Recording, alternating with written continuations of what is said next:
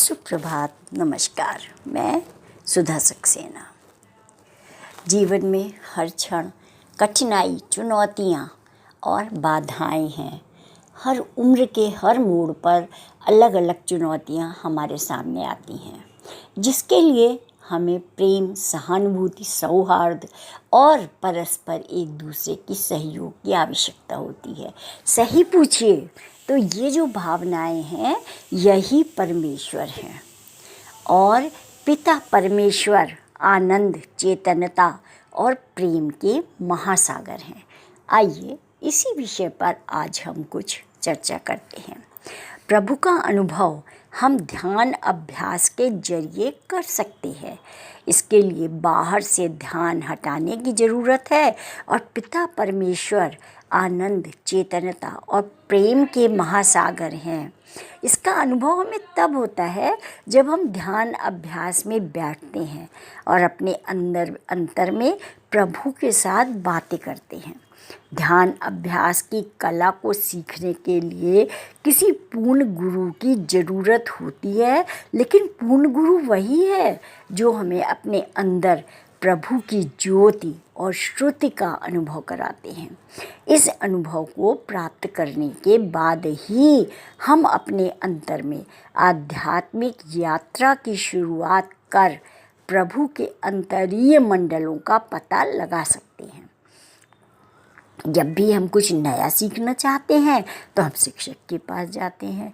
ठीक उसी प्रकार यदि हमें आध्यात्मिक विद्या में निपुण होना है तो हमें किसी पूर्ण गुरु के चरण कमलों में जाना ही होगा। प्रभु के दिव्य प्रकाश का जो अनुभव गुरु हमें देते हैं उसे किसी ग्रंथ या साहित्य में नहीं पाया जा सकता। प्रभु के प्रति सच्चे प्यार, चिंतन और ध्यान अभ्यास के जरिए ही हमें उन्हें पाना है या हम उनके पास जा सकते हैं। प्रतिदिन ध्यान अभ्यास में समय देने से हमें अपने सच्चे स्वरूप यानी आत्मा के बारे में जानने में सहायता मिलती है और जब हम अपने भीतर प्रवेश करते हैं तो पता चलता है कि हमारे अंदर प्रभु का प्रकाश ही प्रकाश है। उसके बाद ही अनुभव होता है कि प्रभु का जो प्रकाश हमारे अंदर है वही दूसरों में भी है, तो हमें दूसरे भी पराये नहीं लगते। इस दुनिया के बाहरी मतभेद जो मनुष्य को मनुष्य से अलग करते हैं धीरे धीरे हमारे अंदर से मिटने लगते हैं। हम सभी से प्रेम पूर्वक व्यवहार करते हैं और उनके भीतर भी प्रभु का प्रकाश देखते हैं।